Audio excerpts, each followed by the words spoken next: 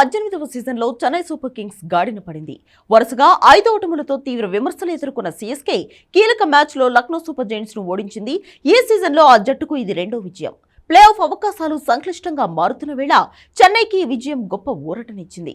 అయితే ధోని చేసిన ఈ 5 మార్పులు చెన్నై సూపర్ కింగ్స్ ను గెలిపించాయి. కెప్టెన్సీ అంటే ఇలా ఉండాలన్న రీతిలో సూపర్ జైంట్స్ తో మ్యాచ్లోకి దిగడానికి ముందే అతను తన సత్తా చూపించాడు.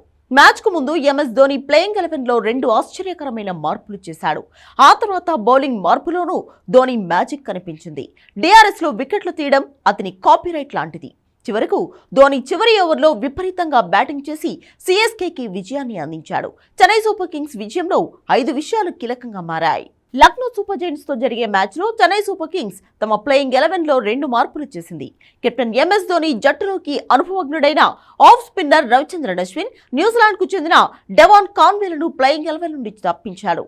ఈ ఇద్దరు పెద్ద ప్లేయర్లకు బదులుగా 20 ఏళ్ల షేక్ రషీద్ మరియు జామీ ఓవర్టన్లకు అవకాశం ఇచ్చాడు. ధోని 20 ఏళ్ల షేక్ రషీద్ కు అవకాశం ఇవ్వగా అతను దానిని 2 చేతులతో పట్టుకున్నాడు. ఆంధ్రప్రదేశ్ కు చెందిన ఈ బ్యాట్స్మెన్ 19 బంతుల్లో 27 పరుగులు చేశాడు. లక్ష్యాన్ని ఛేదించే సమయంలో ఏ జట్టైనా కోరుకునే ఈ ఇన్నింగ్స్ లో షేక్ రషీద్ సూపర్ కింగ్స్ కు ఆరంభం ఇచ్చాడు. అతను తన ఇన్నింగ్స్ లో 6 4లు కొట్టాడు. ఎంఎస్ ధోని మొదట బౌలింగ్ చేయడానికి రవీంద్ర జడేజాను ఉపయోగించాడు. ఈ నిర్ణయం ఫలించింది. మిషెల్ మార్ష్, ఆయుష్ బడోని వికెట్లను జడేజా పడగొట్టాడు. ఈ మ్యాచ్ లో కెప్టెన్ గా ఎంఎస్ ధోని గొప్ప నిర్ణయాలు తీసుకున్నాడు.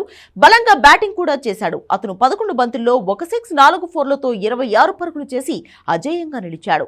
ధోని బ్యాటింగ్ కు వచ్చే సమయానికి చెన్నై సూపర్ కింగ్స్ 111 పరుగులకి 5 వికెట్లు కోల్పోయింది. అప్పుడు మ్యాచ్ 50-50గా కనిపించింది. ఎందుకంటే లక్నో గెలవడానికి 5 వికెట్లు అవసరం కాగా చెన్నై 30 బంతుల్లో 55 పరుగులు అవసరం.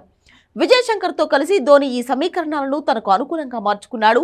తనదైన ఫినిషింగ్ టచ్ ఇచ్చి మ్యాచ్ ను ముగించాడు. గత మ్యాచ్లో సీఎస్కే కు విన్నింగ్ ఫినిషింగ్ ఇవ్వలేకపోయిన మహి ఇప్పుడు డో ఆర్ డై సిచ్యువేషన్ లో మాత్రం అద్దరుగొట్టి జట్టును గెలిపించాడు.